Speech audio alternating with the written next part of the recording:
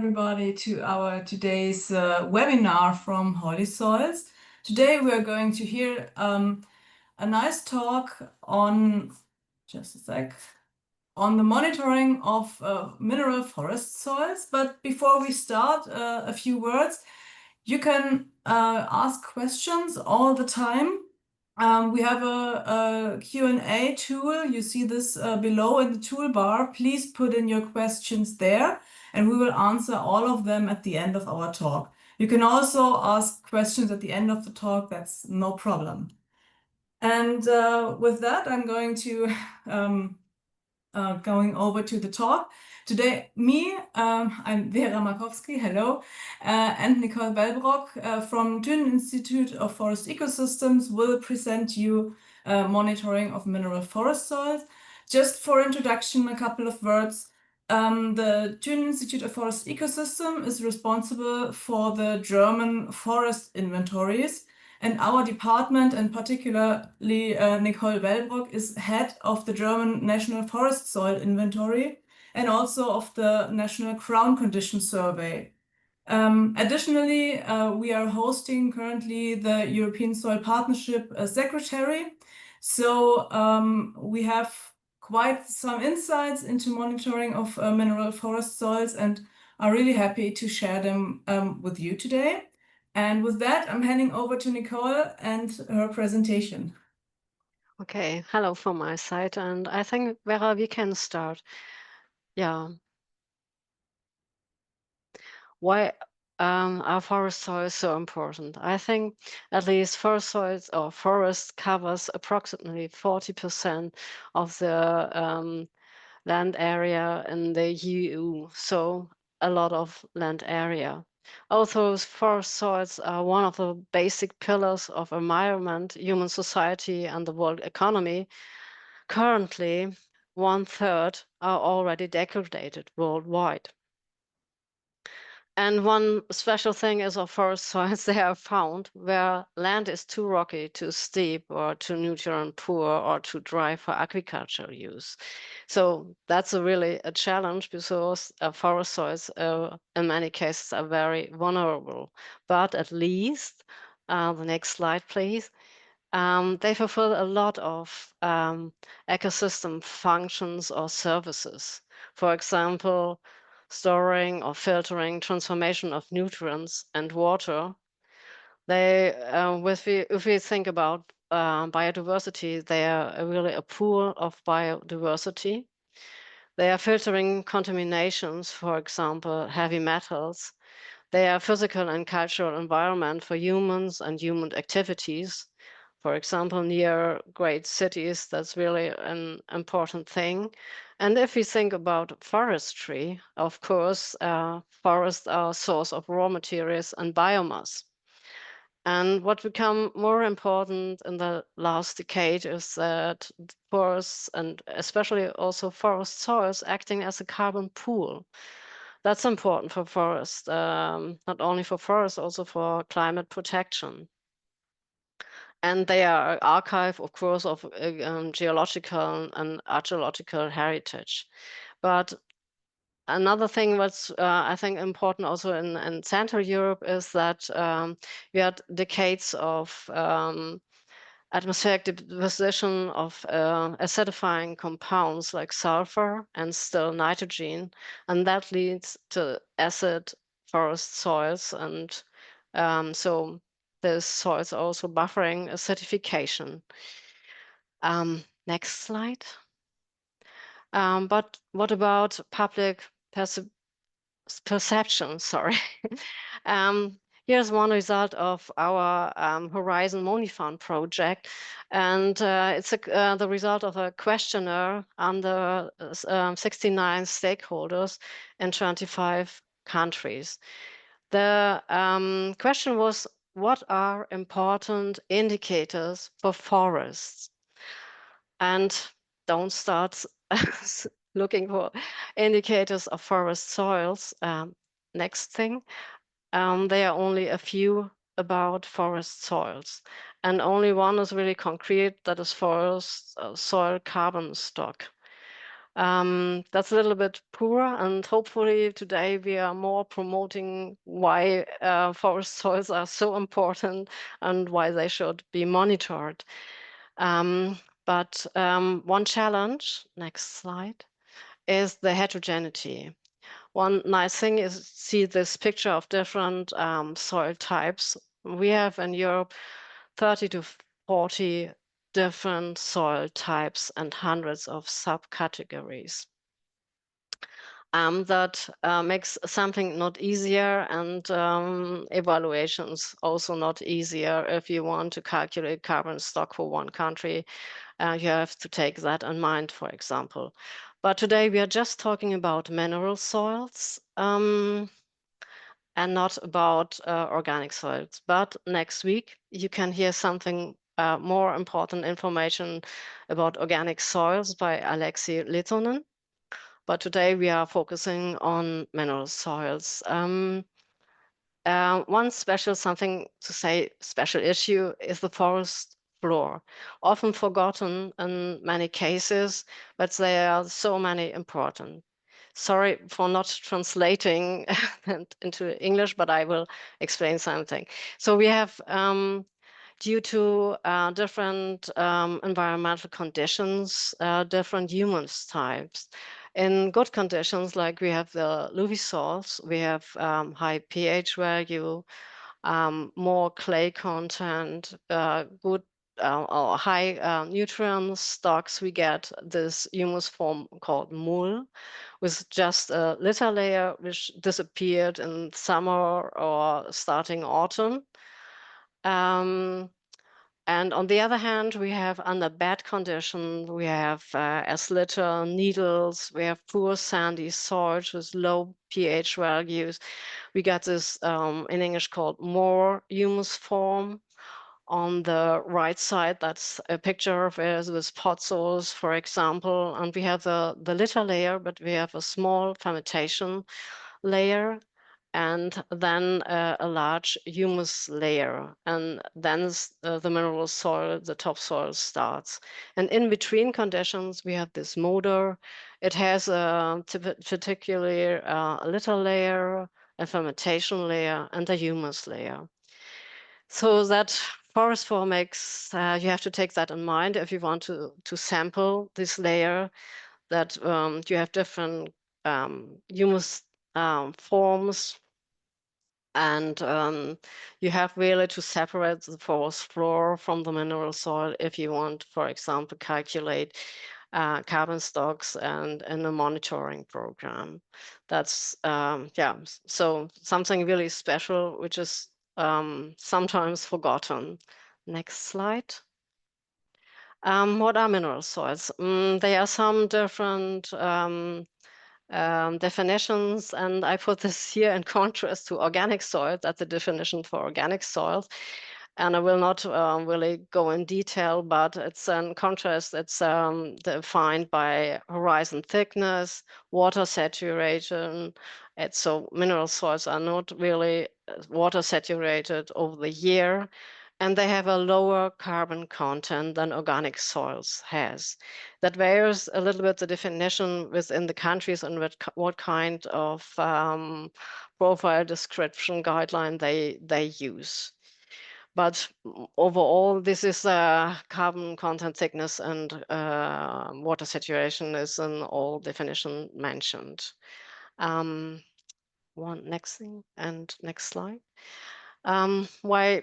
Yeah, we are soil scientists and we like to monitor soils, of course, but we need money to do that. So when we are monitoring soils, it's often we have an obligation to do so. And the most important one is the LULUCF regulation, the greenhouse gas emissions and the greenhouse gas reporting. This is focusing on carbon and nitrogen in the topsoils. And if you take a look at the IPCC guideline, you can report a forest floor, but the countries do it different. Some put it to the mineral soils, some put it to the dead wood, and some really report forest floor. So that's really something to harmonize, I think, in case of forest floors. The other thing and important law we have, and that's quite new, is a nature restoration law. And forest, we have 7 indicators. 6 are only mandatory, and the 7th you can choose what you want. And 1 indicator is carbon stocks in the topsoil. And in the text, it's not forest floor again, is it depends how you read this text. It's mentioned or not. It's not really clear in the text. And what we see, if only 6 are mandatory, it could be that countries decide not to monitor or not to report carbon stocks, but because if you don't have any monitoring, they often said it had a lot of cost to start monitoring. So we will see what happened in the future when the first reports will be published. The other thing, which is really under discussion, and the final decision will be made in October, I think, is a soil monitoring law. It really focuses on soils. That's a good thing. But the people start writing up, people more from the agriculture. And forest soils come a little bit later. It had a lot of indicators. Some are mandatory, some not. Yeah, something I will not go more in detail. We will see what happened, and I think this year we are get more clear what we should report or if we should report. Yeah, next slide. Going back to the existing reportings or obligations we have, this is a review we did within HoliSoils about the greenhouse gas reporting of the European countries. Within this guideline, it said that you can report by different tiers. Tier 1 is you have country default values, so no monitoring is needed. Tier 2 is country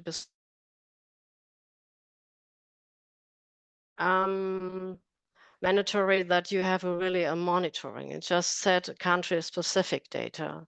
But tier 3, it's modeling, or really you have an inventory or monitoring.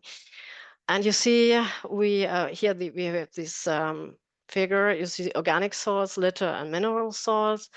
And many countries report by tier 1. That means country default values. Some with tier 2, and only a few countries really use monitoring or modeling data. The number of countries who are reporting tier 3 is a little bit increases from 2002 to 2004, but still many countries just use default values. Yeah, thank you. What's also important, and here we have an example, it's the carbon budget.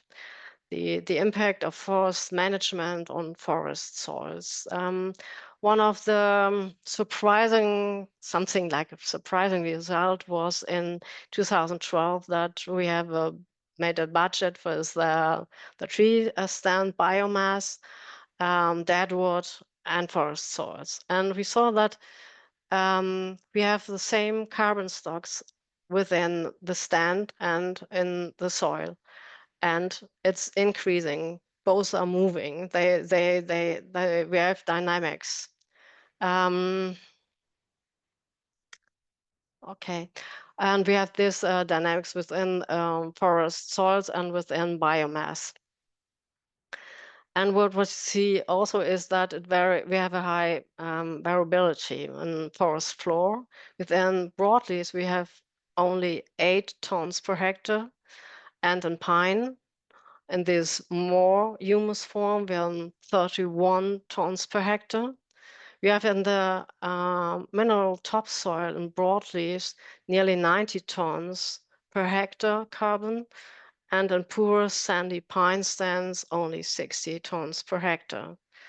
In mean, we have forest for mineral soil until 90 centimeters. We have 170 tons carbon per hectare in the soil. And what becomes now obviously that in future, because of many dying spruce stands, we have a decreasing carbon stock and in the tree biomass, and an increasing carbon stock within the soils. So if you want to manage decreasing or increasing, what even by dying trees, forest soils, forest management is very important. It's a high impact factor for soil carbon management in soils.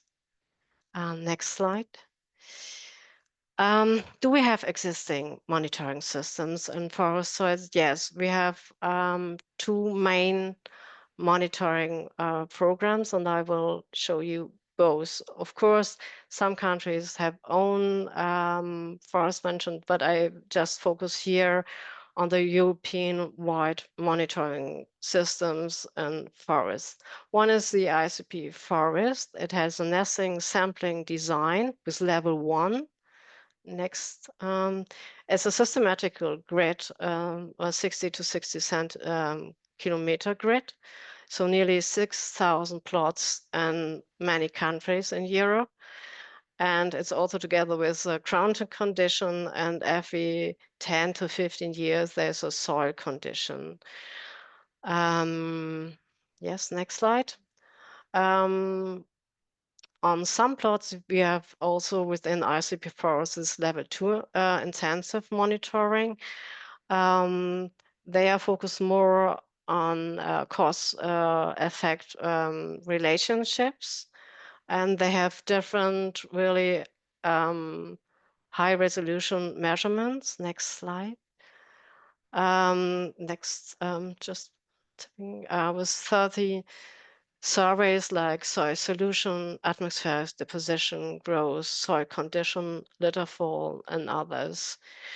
ICP Forest has a manual for all surveys, so that it's really a harmonized sampling for every country, and it has a European database where you can ask for the data. Next slide. On the other hand, we have the LULUCF inventory done by the, I think, coordinating by the JRC. It's also European-wide and over all land uses. It starts, I think, 10 years ago, starting with agricultural soils, now starting the next inventories on forest soils. They focus on the topsoil, and and they have also, next slide, please, a database where you can, it's open source, where you can get the data. If you're interested in the difference between ICP Forest and the LULUCF inventory, there are some publications, and we within HoliSoils have a guideline for sampling, but also the differences in analyzing methods and sampling are listed. The good news is they are not so different and can be harmonized. But I think Vera will say some more words about this. And I will say thank you and switch. I think we switch to Vera. Yes, thank you. Now it's my part. You heard a lot about the background, why forest soils are important, and now I'm going a little bit more into the practical part. How do we monitor forest soils? And you see my slides still, right? Because yeah, I had a change in, okay. So the monitoring method. Of course, the heart of a monitoring is the soil sampling. Here it is important that it is representative of the area you're monitoring, because of course, otherwise it doesn't make any sense and you're just wasting money. And as Nicole also already said, a comparable or harmonized approach is really important, especially if you're covering more and larger areas. If you're getting international, then of course every country has their own ways of doing things, and a harmonized approach here is really important to have comparable data. The representativeness has to be verified. We were already hearing a little bit about grid sizes. In Germany, for example, we have a 8 × 8 kilometer grid. And internationally, a 16 × 16 kilometer grid for ICP forests is used. Those grid sizes are representative, and the representativeness is calculated. So this is not just, you're not going outside and choose a random plot somewhere, but you're really determining where you want your plot to be. Additionally, and this is a very special thing, particularly for forest soils, the spatial heterogeneity has to be considered. In forest soils, the spatial heterogeneity is really, really small scale. So we are talking about differences in between centimeters, not meters, really centimeters. And of course, you have to consider this in your sampling design. And I brought you this. This is a part of the sampling design from the German National Inventory. In the center with the 9, we have a soil profile where we really dig a profile pit. I'm going to show you more on that in a minute. And the 1 to 8 are the so-called satellites. There we are sampling undisturbed samples of the humus layer and also core samples below from the mineral soil, where we are going in depth increments. And the samples are getting mixed together, and then the combined sample is taken to the lab. And with that, we are able to even out the spatial heterogeneity we have in forest soils.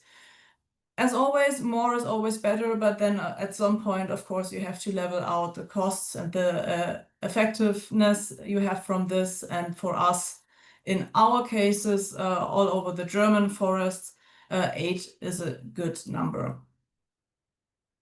For soil sampling, we are going to take disturbed and undisturbed samples depending on the parameters. So the physical parameters are, of course, sampled with undisturbed soil samples. So you see on the bottom the cylinders you use for undisturbed soil samples, and particularly the bulk density that will be measured, not calculated, but measured.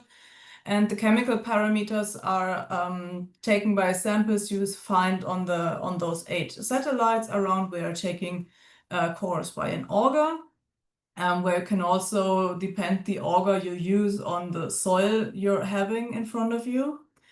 And those depth increments have to be consistent, of course, because then you know the, let's say, carbon stock for the 10 to 30 centimeters depth increment. You see this here.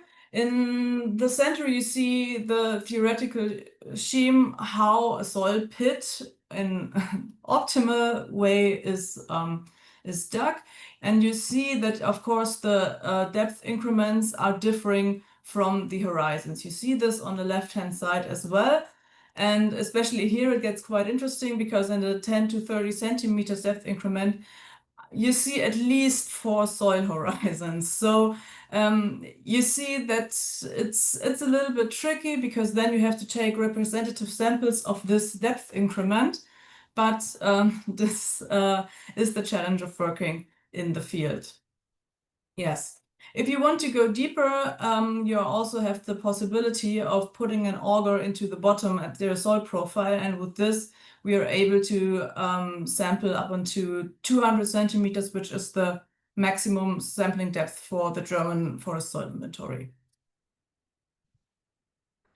Then, of course, you have your samples, you bring them to the lab, and you have to analyze them.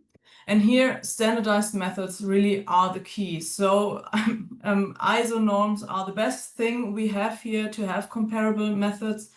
And Nicole already told you about this comparison we made between different international monitoring programs.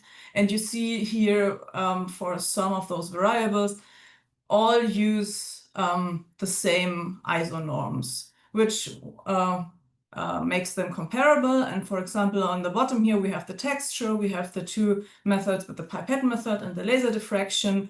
And ICP Forests uses the pipette methods. Lucas uses the laser diffraction, but as written here, they are comparable. And that is the most important thing, that you are able to compare data over larger areas, especially if you're saying you want to look at international, or for example, in Germany as a federal state, if you want, if you're having different histories of the single states, and they need to come together at some point.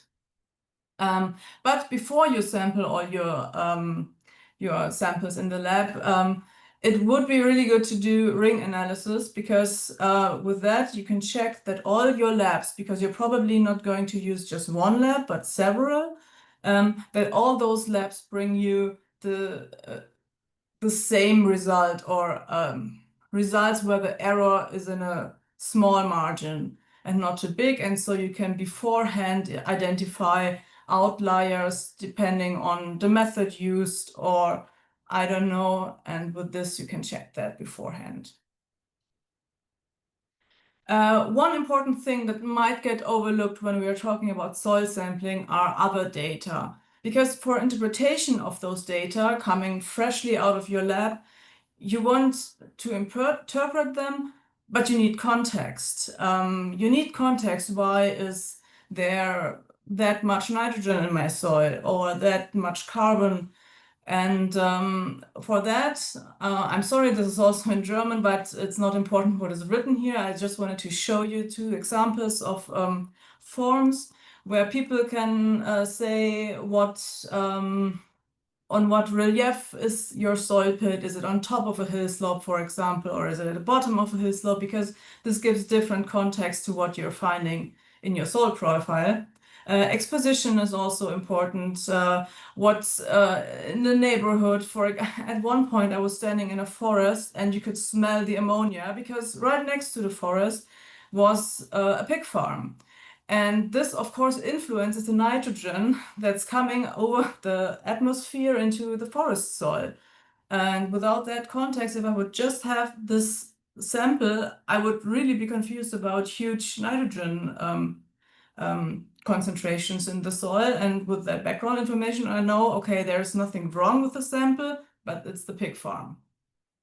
Also, important things are about knowing about management. For example, common forest management practices like liming or fertilizing. You can all get the information, in what year was it, what type was used, how much was applied, and what elements were applied with the fertilizer. And again, also important as context to interpret your data.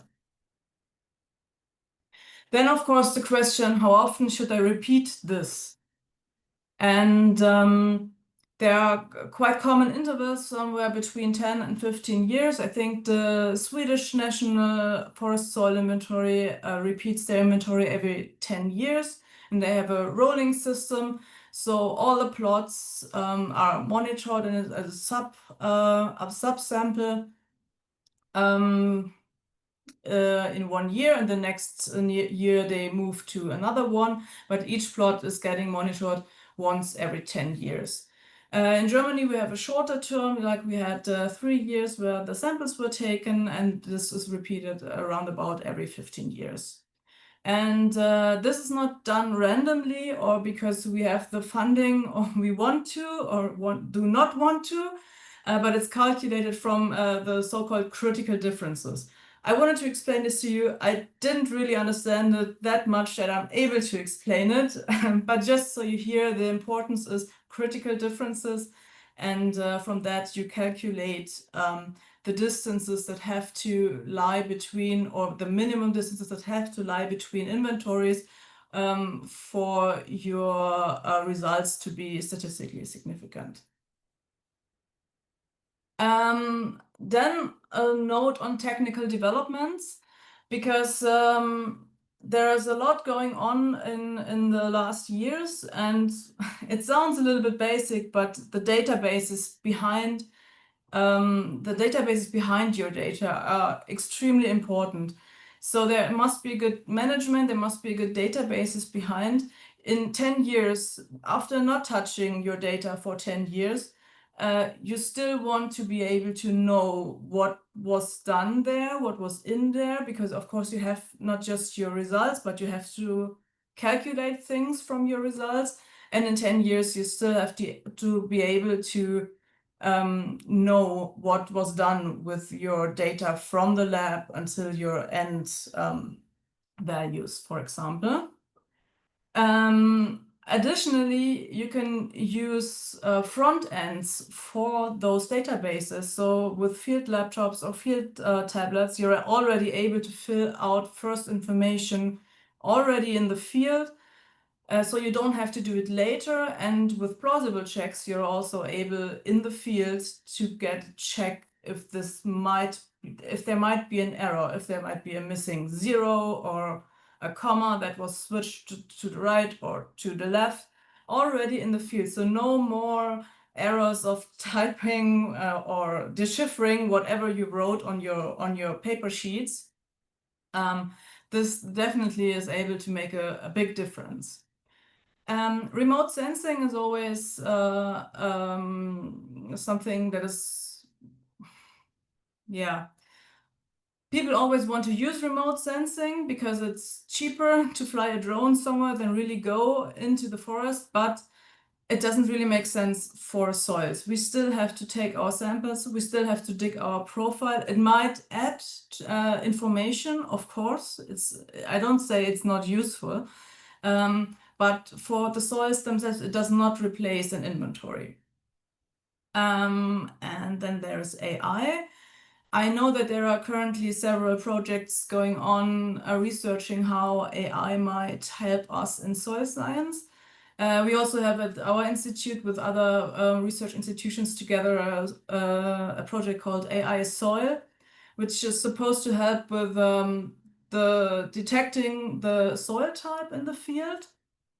And I think it's quite interesting because from the past, we know that there is, in the profile description, there's always room for human error, and there are, you're using a classification system, and there are always people who think or say that this classification system is not enough to describe the soil they see in the field. So they're getting creative. But getting creative or extremely accurate really messes with the data in the databases, because then you're not able to properly put it in.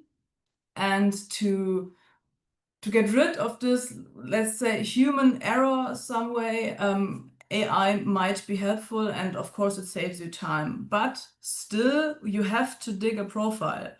And the main work, the time-wise, and which is in the end money-wise, is done by digging the profile. And if no one can replace that, AI is a nice tool to have as a support, but it does not replace the work in the field where you can really see and feel and maybe even taste the soil. So now a few small examples. Sorry, those are all German-based, but that's what we had quickly at our hands. For example, you can see here the differences in the organic carbon. I guess this is for topsoil. And you see here, these are the results for the differences from the first to the second National Forest Soil Inventory. So we are talking about first inventory was 1987 to 1993, and the second one was 2006 to 2008. Yeah, you see we have accumulation or surplus in organic carbon, especially in the northeastern part.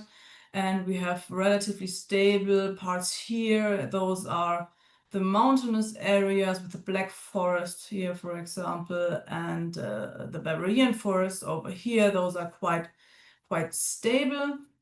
And I saw this map for the first time a couple of days ago. And as I told you before, context is important, because I see this now. I might have, by knowing German history and a little bit about German forests, I might have ideas how to interpret this, but without context, for example, on the stands or changes in stands, I cannot do anything with that data in detail. I just know something somewhere it's the carbon increased, and at some point it remains stable.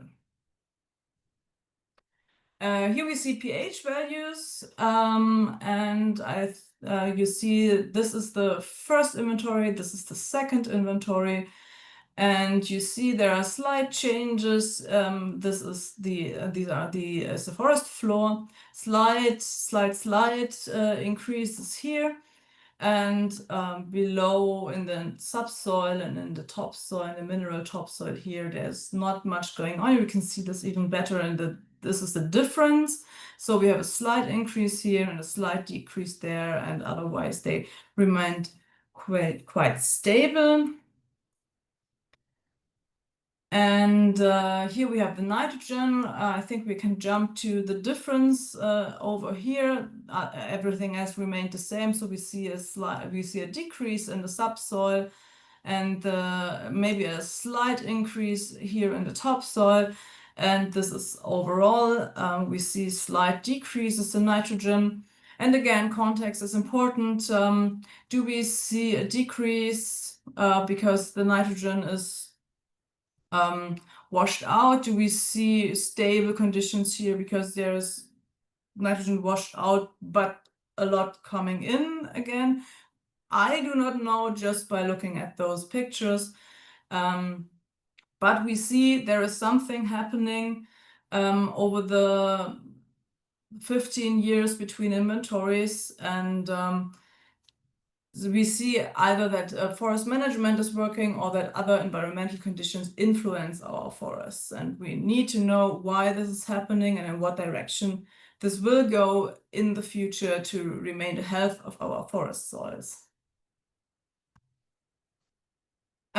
Challenges and open questions, because I think there is still a lot to improve and still a lot of things to do. I already mentioned the small-scale heterogeneity. This will always be a challenge in forests and forest soils, and we always have to find a balance between cost and efficiency of more or less samples and the efficiency, but we have to keep that in mind. We always have to keep in mind that forest soils are not a homogeneous mass, but very, very differently in very close vicinities. So at least for interpretation, this is quite important. The second challenge we identified is definitely the sampling of the forest floor. I think Nicole already mentioned that before. So we see a lot of struggle from people who are not familiar with forest soils. They are maybe coming from an agricultural background or not even a soil science background at all. And it's really hard, even for me, like this is first-hand experience.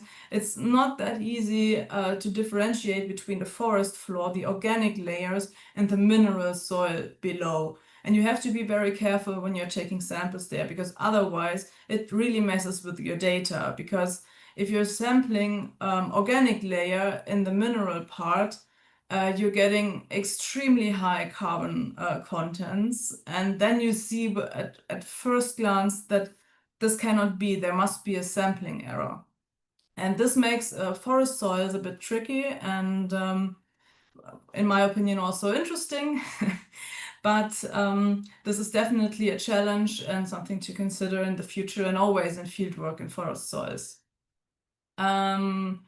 Then Nicole already told you that at least in Central Europe, forests are often on areas, on soils where that are not interesting for agricultural use. And this means that we have a lot of very stony soils in the forest, and this makes it really hard to, for example, sample the undisturbed soil samples, because you have to put a cylinder in between, and if the soil is very stony, mainly consists out of stones, it's barely possible, and you have to find a way around that to still have good results, because those soils still are part of your forests. And really quite a challenge, especially in the field work. On a more broader view, the question always is, how expressive is point data? Because we want to sample point data and then go into the area. Like you saw earlier with the map, we want to have maps because they are making our work as soil scientists visible to persons. They are getting interested if they are seeing a map rather than a table with results. And for that, we have to have data and bring them on an area. And here the representativeness is always really important, that we can do that, but still it is a challenge. And then, of course, the value of those monitoring. So we are not just having one inventory event where we have one-time sampling, but several of those. And this is getting more valuable with each inventory we have in addition. For us, this is, as scientists working with that data, this is really the interesting thing. The more data you have, the more you can do with that. But of course, it's cost intensive. Like we, as Nicole said at the beginning, we rely on politicians and politicians' goodwill to give us the money to make such inventories. And this is always the challenge, to keep up the interest. And I think, and I hope that with this presentation, we gained a little bit more awareness for forest soils, why they matter, why they are not just a small sibling of agricultural soils, why they need their own inventories, and that they are really important for our forests, not just in climate change, but also with all other ecosystem functions that forests have, also for biodiversity, for moisture regimes, also getting more and more important in a changing climate. And I really hope that with our talk here, we were able to raise more awareness for forest soils and give you insights on how to monitor them. And with that, I finish my talk, and thank you all for your attention.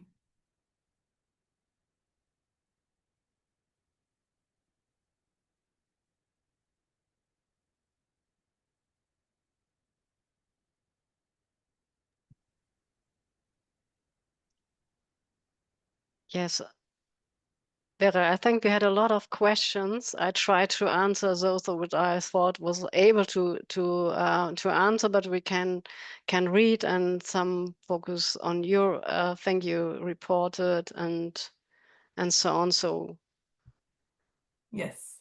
will we start with So did you read the first questions already, Nicole? Yeah, I had time. Good. So And please. was so interested if someone is interested in our question. So it's still I try to I will read that for everything. Okay, someone is focusing on slide 12. That was the carbon budget, and maybe we can go back to this slide and that everyone got an idea of that what it's asked. One could interpret that the decrease of tree-derived sea stock in the future is due to forest dying. Yes, the decreasing biomass is because we had a lot of spruce stands which died. It's a large area. And that's why the biomass, the stock difference, the stock changes in the NFIs are decreasing. And why is we modeled with YASO the soil carbon, and we saw that this especially in these areas, we saw that because dying roots, especially fine roots, and a high litter input, because of this, that the litter is not harvested. we saw that was our thoughts, that we think that's the reason, because that's because of the increasing soil carbon, and the increase will go on for some years, and then it's more starting decreasing. And yes, that's true. So that it's not because of the trees, the photosynthesis. Photosynthesis? Yes, it's because of the litter and the dying roots. We think that's it. And thank you very much for there's a link to a publication going on that. I didn't know it before, so I will read it. Thank you very much. And the other thing is from Bruno de Vos, which I know quite well. He is the chair of ICP soil expert panel. Will HoliSoils provide guidelines and recommendations for forest soil monitoring when the soil monitoring is adopted, and member states have to report on forest soil condition every 6 years? We published this guideline, so it's we will enlarge this guideline, and there are many things published. But of course, it's not our decision to use it, but everyone can read and see the comparison between LULUCF and how comparable they are. And still, I answered that we started a study where we take a look how representative our 8 to 8 kilometer grid is due to the soil monitoring law. There are some things set inside that 5% variability, something like that. And what Bruno mentioned, the problem is the reporting period of 6 years. At the moment, we are able to report change or detect changes with our grid within 10 or 15 years for carbon something, and because the carbon dynamics is quite high in the soils. But 6 years is really challenging. We are not so happy with the reporting period, but things, yeah, like it is. So we're starting, I think that as many countries, a study where we take a look how representative are we in case of the soil monitoring law, and what does it mean for 6 years reporting. So I think that will be really highly discussed, I think, within the soil monitoring law. And Okay. these two So questions. I'm heading yeah. over to the next question. I think we can start with an easy one. In the German inventory, can we give an average time to sample one location? If I got this right, it was around 1 day per plot. But Nicole, I think you are more experienced with that. We have the pit in the middle is especially for the soil profile description, and then in case if you want for the subsoil bulk density sampling. And we have, in every case, we have these fixed depths where we sampled in the pit, and of course the same depths. It's 0 to 10 centimeters, 10 to 30 centimeters because of greenhouse gas reporting, 30 to 60, and 60 to 90. That's our fixed depths we always sampling, and in the mineral soil. And the forest soil is sampled, the litter and the OF and the OH are, we have 2 samples, 1 litter and 1 OH or OF horizon. But it's always the same. Satellite and pit have the same depths. I hope I understand the question right. I'm not sure if you answered a different question to the one. Okay. It I was think about the how depths. much time do you need for to sample one location? 1 day? Okay, because we sample not only soil, we sample also like a survey on the stand. It's really like a small NFI. We sample leaves and needles, and we make a vegetation description. So it's more this inventory is more like a soil description. So if you just make and if you don't make a pit for profile description, you can sample 1 or 2 plots per day, just soil sampling without profile description. If you need more, you need 3 days, I think, for 1 plot. That is. But it's more than soil. Yeah. So I think there was also a question. I'm going from top to bottom, but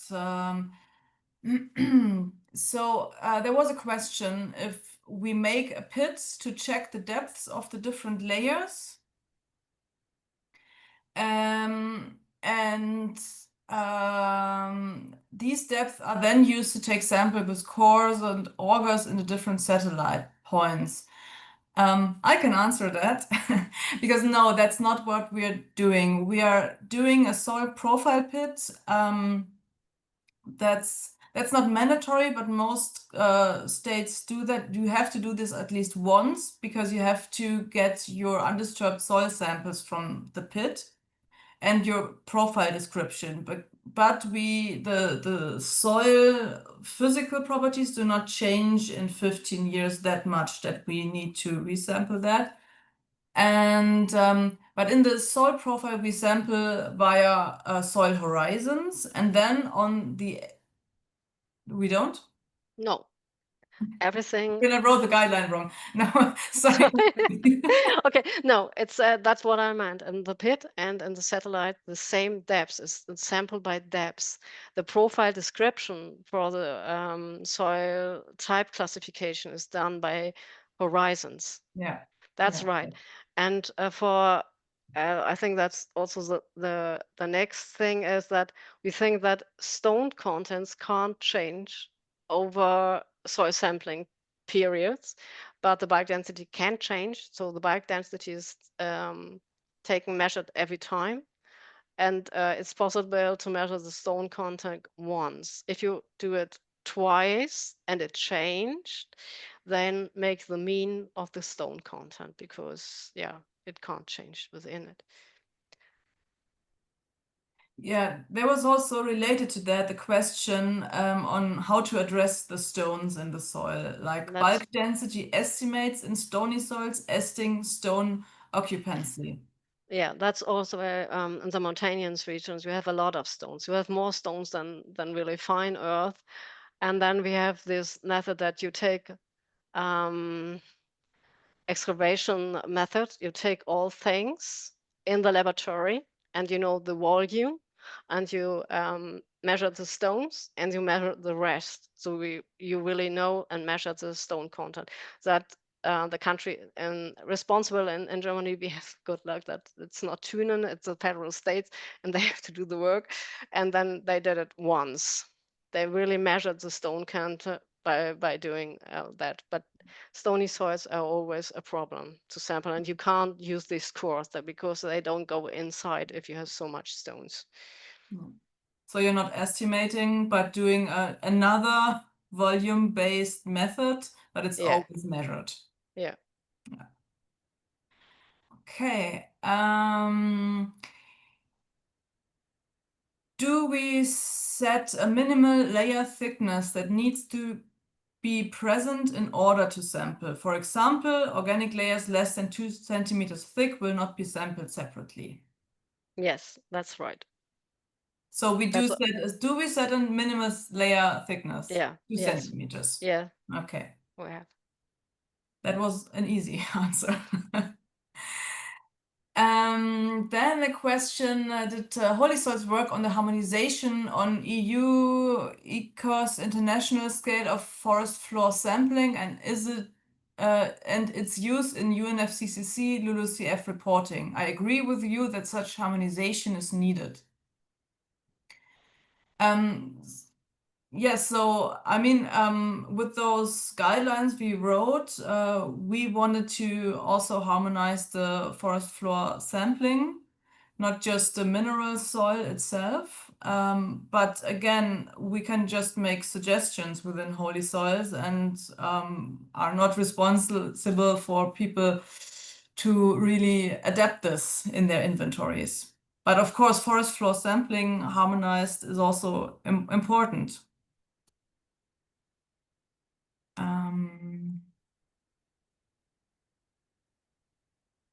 So just a sec. Did I understand correctly that both cores and augers are used for the different layers in the German monitoring scheme? So no sampling frame is used. A frame is used for the forest floor, especially if you have mole or moder, then you have a large frame. If you have this more, 20 centimeters more, only you use this frame. You're going to have a lot of sampling material which you have to take away, or you have to take a representative subsample. That's not easy in the field. We prefer taking everything in the field, so we use a smaller core sampler for the more. That makes things easier in the field, and you don't have to wait and take a subsample in the field. What also because it's also important to put everything living things like grass, living roots or something out. Do it in the field or in the laboratory. You have to take it, and so it's nicer to have a small sample with you. Yeah, I It's show like here on the slide. Cinderella effect. You don't want to be Cinderella and putting all the things away over days. Yeah, so here is a frame we use for the forest floor. So there is another question on our soil sampling recommendations within HoliSoils, and a recommendation of the sampling per 700 square meters. And someone Dorian Behling was wondering about the costs of this kind of monitoring, and if we have an indication about the price point of such a fine-grained monitoring. Oh, of course, we know what it costs here, but within the countries, the cost varies very much because of the cost of your stuff, what you have to pay for your stuff and every day. So it's not comparable, and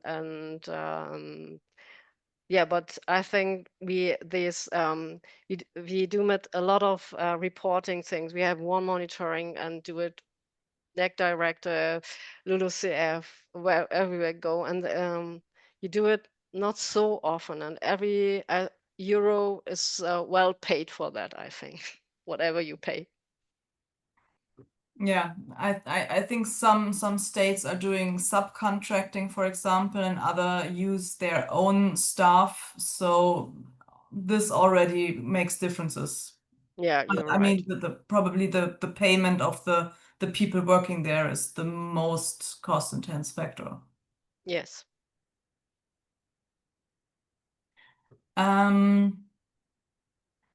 So just let me read about the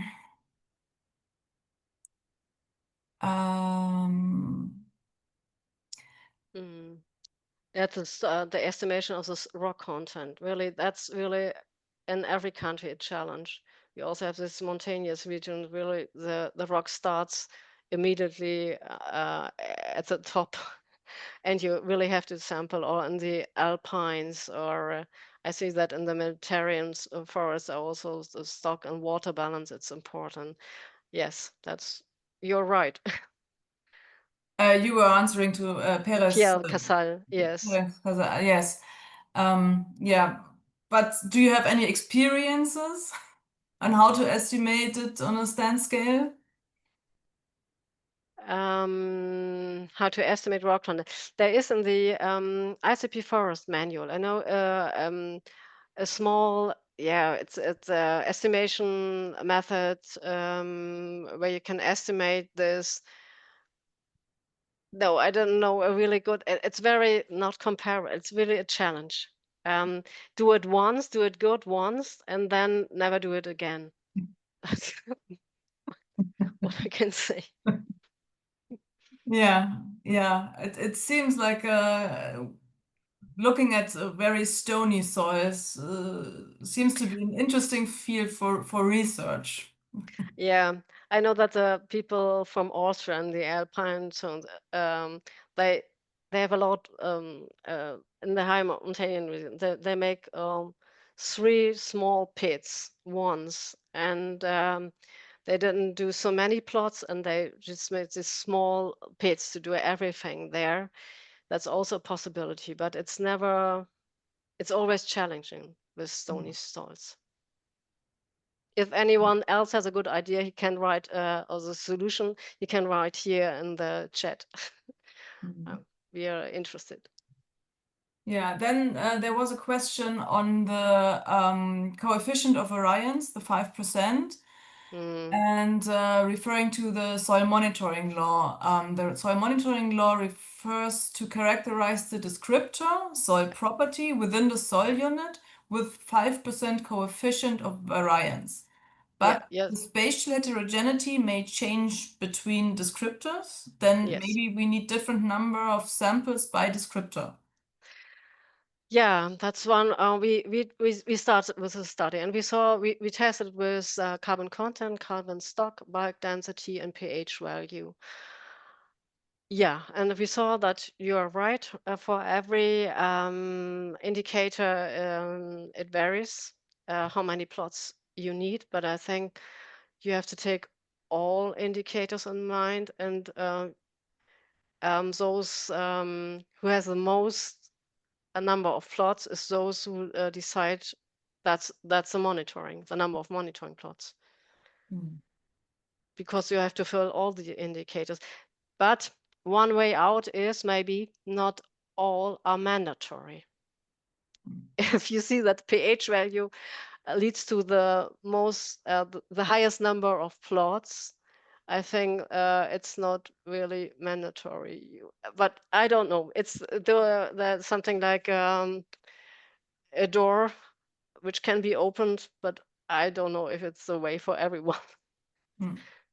Yeah. We start thinking about that, and maybe it's nice to have a group who have the same thoughts to get together and share the things. Yeah, lots of insecurities still with the soil monitoring law not being officially out in Yeah. the open. Yeah. Then there was on the usage of remote sensing. The usage of remote sensing has limitations. Does it I think it's about the effectiveness for soil humidity and soil type. I am personally not seeing how I can get the soil type from remote sensing, but I'm also not too close with remote sensing. So Yeah, I think in agricultural soils it's more easier because you don't have any trees, and you have some times where you have no biomass on it. Makes things easier. So I saw something estimation of carbon topsoil content. That could work, but for forest soils, it's not that easy. I think with working with remote sensing, it's something more like getting litter input in carbon modeling by remote sensing, something like that. That could be helpful. Yeah, and yeah, over this input, getting carbon stocks in soil, something like that. But not directly. yeah, the problem is always the trees. Yeah. Yeah. Okay. I think those were all the questions. There's one to provide a direct link to the guidelines. I will put this in the chat. Sorry, Gerard, were you saying something? Yeah. Because I will put the link into the chat in a second, and otherwise it is on the HoliSoils homepage under deliverables, and it's deliverable 1.1. So the first thing you see is the right one. I think I can provide the link in a second.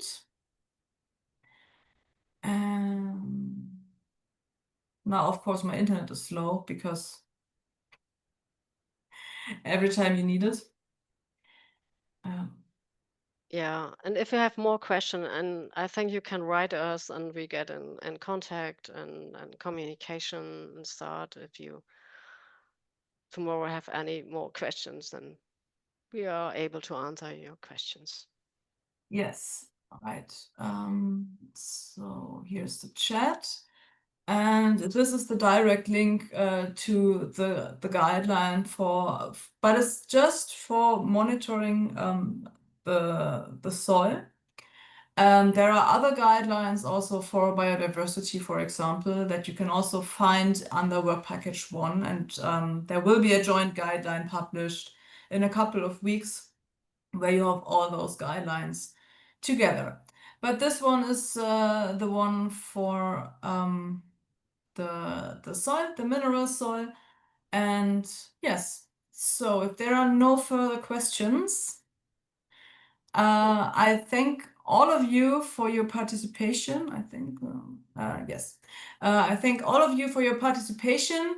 I want to invite you next week. There is another link, but it's the same time, also on a Wednesday, to the webinar by Alexi Lettonen on the monitoring of organic soils. And the week after, Tiana Martinovic will talk about biodiversity in soils. So there are more interesting talks to come in this webinar series. You will find all information and all links via our online channels and on the HoliSoils homepage. And I'm looking forward to see you again there. And with that, thank you for your participation and see you soon. Bye.